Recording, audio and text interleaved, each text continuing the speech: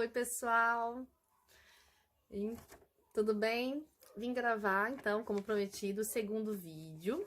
Vim gravar no mesmo ambiente, né, no quarto dos meninos. Eu fiquei devendo, na verdade eu prometi de fazer um vídeo dizendo os comportamentos que a gente observava no Bernardo com 1 ano e 6 meses, que foram os comportamentos determinantes para procurarmos, então, né, o fono, o psico e o neuropediatra, para a gente poder ter o diagnóstico do autismo de forma precoce, tá? Eu recebi algumas mensagens do pessoal pedindo para mim falar do tratamento que ele está fazendo, de explicar um pouquinho dos testes que ele fez. Só que aí eu vou fazer isso em outro vídeo, tá? Hoje eu vou falar só dos comportamentos que a gente percebeu, até fiz uma listinha para poder ajudar a lembrar, os comportamentos que o Bernardo não é que ele não tinha.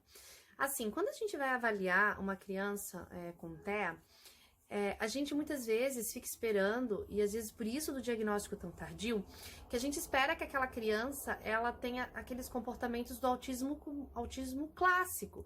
Aquela criança que não interage nada, aquela criança que fica num canto, aquela criança que tem os comportamentos estereotipados bem evidentes. E várias pesquisas, vários estudos têm mostrado que não é por aí. A gente percebe que as crianças, quando a gente faz esse checklist, alguns comportamentos elas fazem menos do que outros. Então, por isso a importância da intervenção precoce no tratamento para que esses comportamentos, né, que são as comorbidades dentro do espectro, eles sejam não eliminados, mas que eles sejam melhorados, né? Que a criança aprenda a conviver com esses comportamentos, aprenda a interagir, aprenda a solicitar, né? Aprenda a compartilhar. Então, porque a criança acaba tendo essas dificuldades e essas limitações, tá? Então, assim, a primeira coisa que eu escrevi, né, que ele não atendia, então, quando ele era chamado, o baixo contato visual, ele não tem ausência de contato visual, mas o baixo contato visual. Então, o excesso de irritabilidade, ele desregula, né, muito facilmente. Ele não fazia triangulação no brincar, eu digo não fazia, porque agora ele já está fazendo. Então, assim, colocar o boi em cima do boi, né, o pareamento das imagens ali, né, a vaca com a vaca, o boi com o boi. Ele teve, né, a perda de habilidade, que no caso foi a fala, então foi o comportamento mais forte para o diagnóstico, segundo o neuropediatra, no caso do Bernardo. Tem crianças com 2 anos que não falam, né, e não sou especialista para dizer que não é comum, mas o que eu tenho estudado, porque até muitos amigos têm me questionado, porque apesar de eu ser psicóloga, eu não sou especialista em TEA. Eu trabalho na abordagem cognitivo-comportamental.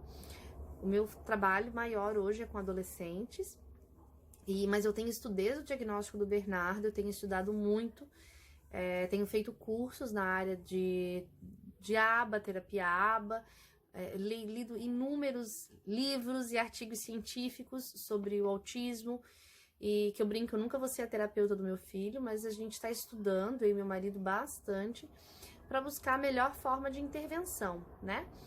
Então, quando os amigos, né, perguntam isso, né,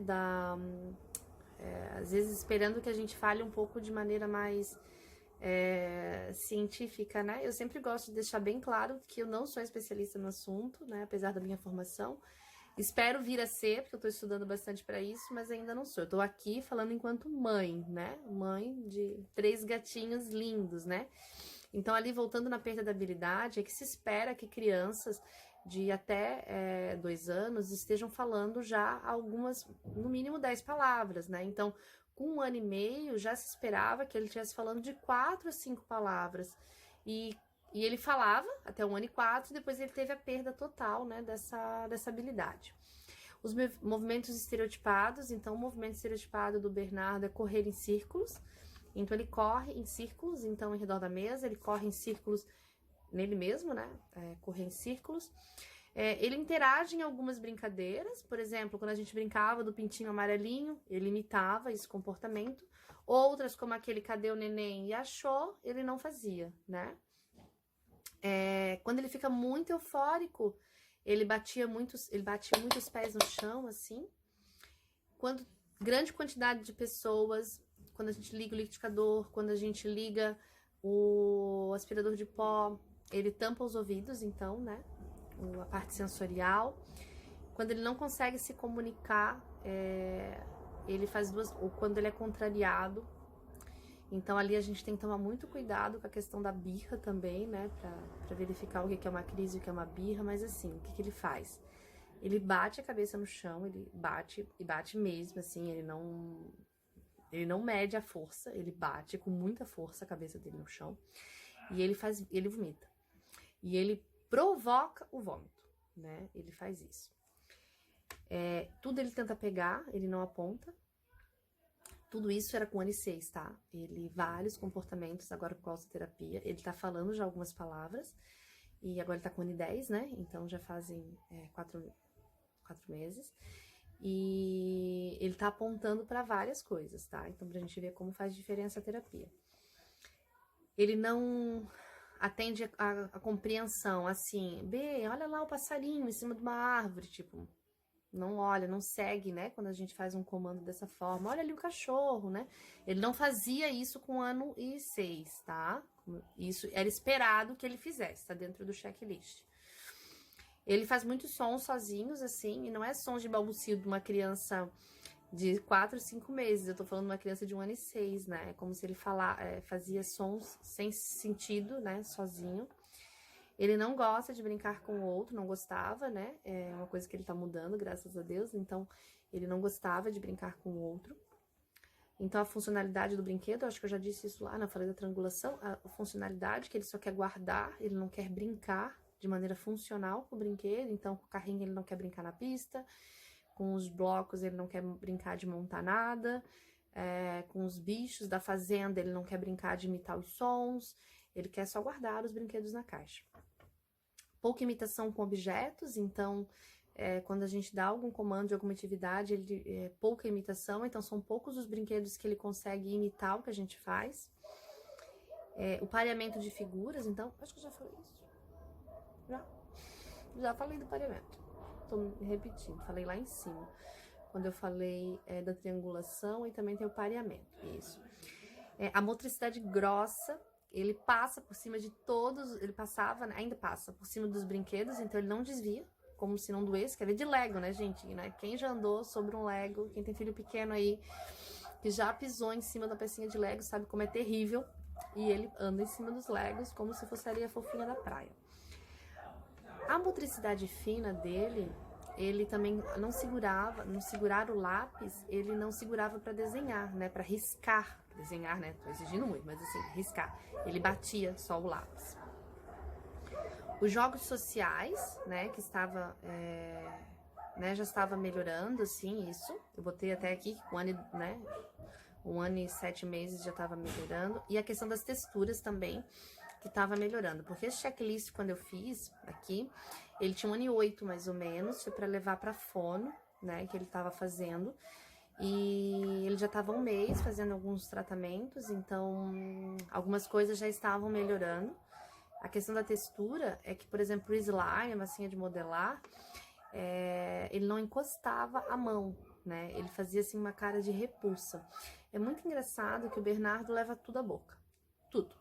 Então, assim, se a gente vai no jardim brincar, todas as pedras do jardim, ele vai pegar, vai carregar para algum lugar, tipo assim, pode ter inúmeros brinquedos, ele vai focar na pedra e ele vai levar as pedras pra boca. Ele vai pegar a grama, vai botar na boca, ele vai pegar uma folha e vai botar na boca.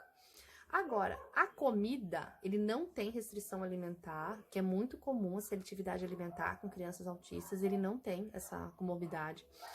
Só que a comida, se eu dou um pedaço de cenoura, ele fica segurando aquela cenoura, talvez por causa da textura mais macia, mas eu já dei crua também, não resolveu, e não leva a cenoura pra boca. Quando eu dou uma bolacha pra ele, eu tenho que pegar a bolacha e fazer esse movimento E às vezes, mesmo assim, ele não morde. Aí eu pego a bolacha, dou uma mordidinha, aí ele começa a comer.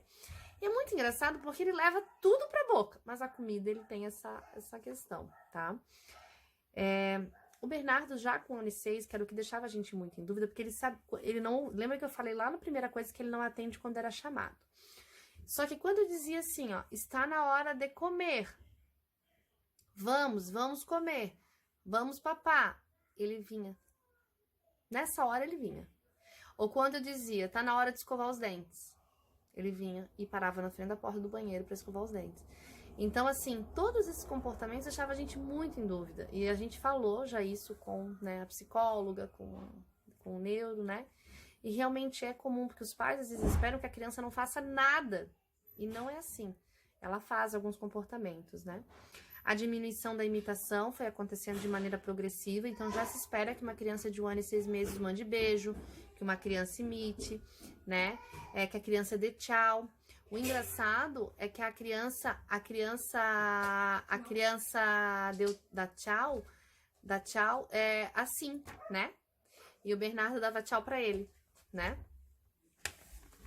É isso, assim, dentro dos comportamentos, ó, chegou ali um sócio, dos comportamentos que a gente observava, então, com 1 ano e 6 meses, esses são os comportamentos esse é o Gui, meu gatinho mais velho, os comportamentos mais evidentes que a gente levantou com 1 ano e 6 meses, então, como eu disse, vários desses comportamentos ele já tá melhorando muito, né? E espero que eu tenha ajudado alguns pais que têm bebês nessa faixa etária. Como eu disse, não é uma regra. É muito importante você procurar um psicólogo, né? Um psicólogo especialista, né? Um fonoaudiólogo especialista em terapia ABA, um neuropediatra que conheça, realmente que estude sobre autismo. Isso foi muito importante pra gente poder hoje estar fazendo o tratamento que a gente está fazendo e para ter o diagnóstico que a gente tem.